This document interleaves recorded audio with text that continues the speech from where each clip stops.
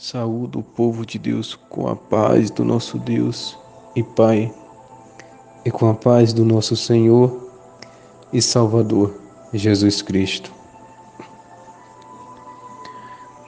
Aqui quem vos fala é o vosso irmão em Cristo, o pastor Lucas. Deus nessa noite nos deu mais uma palavra poderosa aos nossos corações, a qual se encontra no livro de Mateus, capítulo 24, do versículo 30 até o versículo 35. Vamos estar lendo e meditando na palavra do Senhor. Aleluia, glória a Deus. Bendito seja o nosso Senhor e Salvador Jesus Cristo, o Cordeiro que tira o pecado do mundo. Vai dizer assim a palavra do Senhor no versículo 30 do capítulo 24 do livro de Mateus. Então aparecerá no céu o sinal do Filho do Homem, e todas as tribos da terra se lamentarão, e verão o Filho do Homem vindo sobre as nuvens do céu, com poder e grande glória. E ele enviará os teus anjos com rijo clamor de trombeta, os quais ajuntarão os seus escolhidos desde os quatro ventos, de uma a outra extremidade dos céus. Aprendei, pois, esta parábola da figueira, quando já os seus ramos se tornam tenros e brotam folhas, sabeis que está próximo o verão. Igualmente, quando virdes todas essas coisas, sabei que ele está próximo às portas. Em verdade vos digo que não passará esta geração sem que todas essas coisas aconteçam. O céu e a terra passarão, mas as minhas palavras não hão de passar. Glória a Deus, glória ao Pai, glória ao Filho e glória ao Espírito Santo. Os três são dignos de glória. O Pai, glória ao Pai, glória ao Filho e glória ao Espírito Santo de Deus. Essa passagem vem nos relatar sobre a vinda do Senhor, tanto que o tema é: o sermão continua, a vinda do Filho do Homem. Jesus tem alertado com seus sinais sobre a sua vinda. Filhos meus, eu estou às portas, eis que bato, bato, e aquele que abrir a porta do seu coração, eu entrarei e cearei com ele. Aquele que abrir a porta da sua casa, eu entrarei e cearei com ele. Aquele que abrir a sua mente para mim, eu entrarei e cearei com ele. Eis que eu deixo as 99 apacentada para ir atrás daquela ovelha que se encontra perdido. Para ir atrás do filho pródigo que está perdido. Para ir atrás da dracma que se perdeu dentro de casa. Muitos crentes estão perdidos dentro da casa do Senhor, né? Denominam como casa do Senhor, mas estão fazendo de covil de ladrão. Dentro das casas de oração, dentro dos grandes templos, das grandes igrejas, tem muito crente como a dracma perdido dentro de casa, dentro da igreja.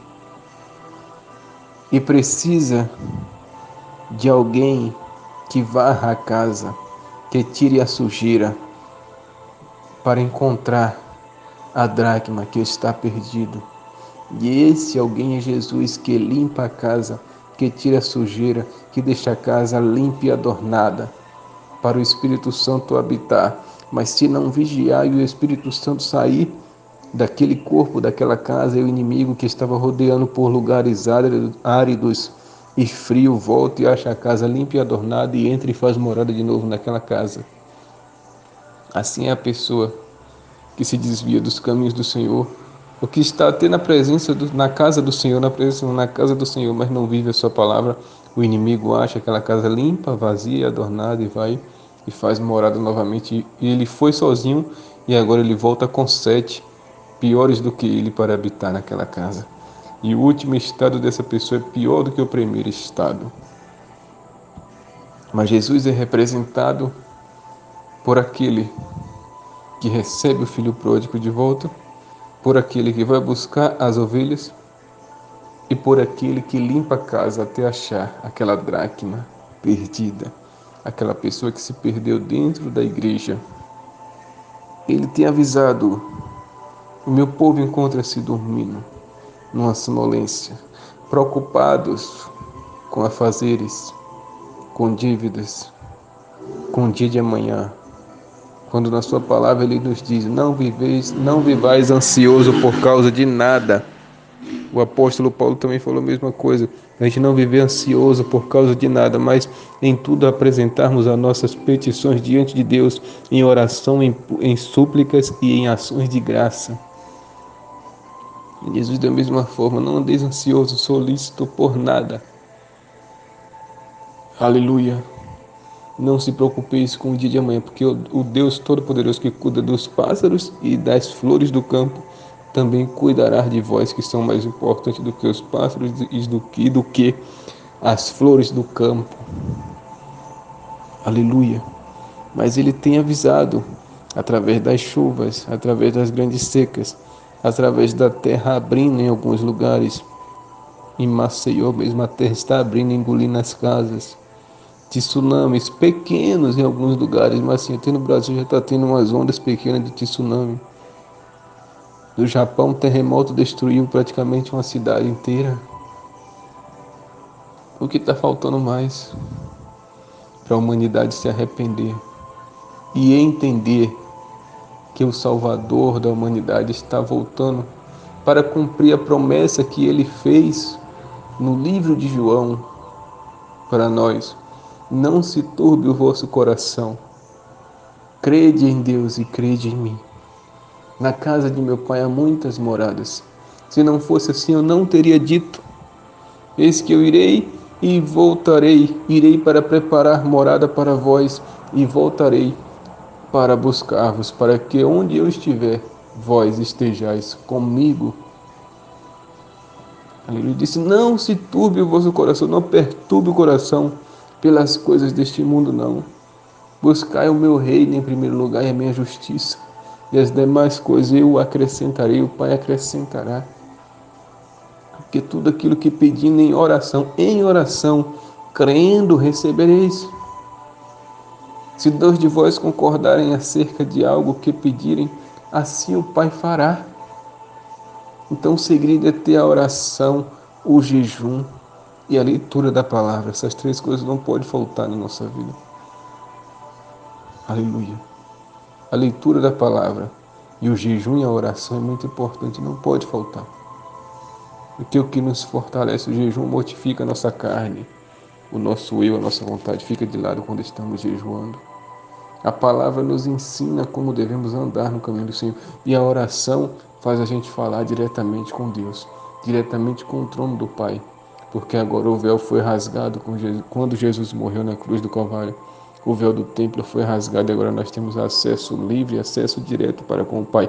É só orar, é só jejuar, é só ler a palavra, é só santificar o seu corpo, alma e espírito nas vestes, no falar, no pensar, no caminhar, no agir. Aleluia. A palavra do Senhor diz para nós: sede santos em toda a vossa maneira de viver. Não é ser santo só no falar, só no andar. Não, é para ser santo no andar, no falar, nas vestes, no pensar, no caminhar. Em tudo é para ser santo, porque o vosso Pai Celestial é santo. E importa que assim vocês também sejam santos, porque para entrar lá tem que ser santo. Não é assim, é tomada a força. É perseverando até o fim, é sendo fiel até a morte que a gente alcança a salvação. A gente não precisa pagar para entrar lá, por isso que fala é pela graça.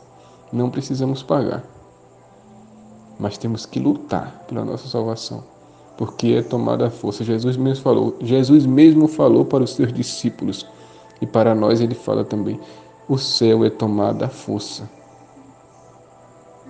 Aleluia. Glória a Deus. Mas o Senhor tem falado na sua palavra, no versículo 30. Então aparecerá no céu o sinal do Filho do Homem, e todas as tribos da terra se lamentarão e verão o Filho do Homem vindo sobre as nuvens do céu, com grande glória e poder. Foi o que o Senhor falou para o sumo sacerdote, e por isso falaram, blasfemou e bateram nele. Ele disse, por que me bates? Pelas boas obras que eu faço? Responderam para ele, não te batemos por causa disso, mas sim porque blasfemaste. Mas não foi uma blasfêmia, Jesus falou a verdade. Vocês verão eu vindo na glória com os anjos. Aleluia. Todos vós se lamentarão, eu virei sobre as nuvens. Porque se lamentarão, porque crucificaram e mataram o Filho de Deus. E hoje muita gente tem crucificado o Senhor de novo. Muita gente tem negado o Senhor. Muita gente tem, de forma indireta, batido no rosto do Senhor de novo. Quando Ele fala e pede para a pessoa aceitar Ele, servir a Ele. A pessoa diz, não, eu não quero, então aceita e depois se desvia. Ou então diz que o Senhor não existe. Está batendo no rosto do Senhor. Está crucificando Ele novamente. E Ele enviará os seus anjos com rijo clamor de trombeta, os quais ajuntarão seus escolhidos desde os quatro ventos, de uma a outra extremidade dos céus. Os anjos do Senhor vai pegar os escolhidos e levar até a Ele. Porque assim o apóstolo Paulo escreveu que seremos arrebatados e encontro ao Senhor nos ares. Aleluia. Aleluia. Esse momento está chegando. Esta hora está chegando. Quem tiver preparado com mais 5 vezes prudente, eu tenho certeza que vão subir. Mas os que tiverem com mais nécias, com mais loucas, aleluia, vão ficar. E o Senhor vai dizer, nunca vos conheci. Infelizmente, faça uma reflexão. Você hoje está preparado? Você está vivendo na santa doutrina do Senhor, do corpo, da alma e do Espírito? Tem amado o teu próximo? Tem tirado o teu tempo como prioridade para ler, para jejuar, para orar? Tem feito aquilo que o Senhor tem mandado você fazer? Se Jesus voltasse hoje, você subiria? Faça uma reflexão. Você já aceitou a Ele? Já se arrependeu dos teus pecados? E a palavra do Senhor segue dizendo, aprendei, pois, esta parábola da figueira. Quando já os seus ramos se tornam tenros e brotam folhas, sabeis que está próximo o verão. Igualmente, quando virdes todas essas coisas, sabei que Ele está próximo às portas. Todos os sinais que o Senhor deu aqui em Mateus 24, o capítulo todinho. Os sinais que Daniel falou, que Paulo falou, que surgiriam, aconteceriam antes da vinda de Jesus, todos eles já aconteceram. Pela Bíblia, falta só um anticristo se manifestar. Mas isso pode ser a qualquer momento. Ele pode estar se manifestando agora na Europa e a gente sem saber. Quando a gente for saber, é amanhã. É depois, é uma semana depois de Jesus voltar e quem não estiver atento, ficar. Porque ele pode se manifestar a qualquer momento. Aleluia. Jesus também pode vir a qualquer momento. Temos que estar preparados. Aleluia. Mas alguns vão dizer, mas ele tem que se manifestar e ter a construção do terceiro templo para ele se assentar lá, aparecendo com Deus, querendo ser Deus. Sim, mas isso pode ser em pouco tempo, do jeito que a tecnologia está hoje. Ainda mais Israel, um dos países mais avançados em tecnologia, podem construir o templo até em um mês, se eles quiserem. Aleluia. E ele se assentar lá, e Jesus voltar para buscar a sua igreja. Mas isso é alguma das teorias é essa. Mas o certo que nós sabemos pela Bíblia é que ele tem que se manifestar. Primeiro, para depois Jesus voltar para arrebatar a sua igreja. Mas temos que estar preparados, porque o dia de amanhã só pertence a Deus. Ninguém sabe o que vai acontecer amanhã. Nem hoje, de madrugada, durante a noite. Ninguém sabe o que vai acontecer. Jesus pode voltar até durante a noite. O anticristo pode se manifestar lá. Jesus voltar. Então nós temos que estar preparados para a vinda do Senhor. O apóstolo Paulo, naquele tempo, mesmo ele pregando que o anticristo tinha que se manifestar primeiro, ele já estava preparado para caso Jesus voltasse. Eles viviam como se Jesus fosse voltar na época deles. Eles achavam que Jesus ia voltar naquele tempo, mas não foi. Mas esta geração, ao qual no versículo Aleluia 34 diz: Em verdade vos digo que não passará esta geração sem que todas essas coisas aconteçam. Esta é a nossa geração. Não passará essa geração sem que Jesus volte.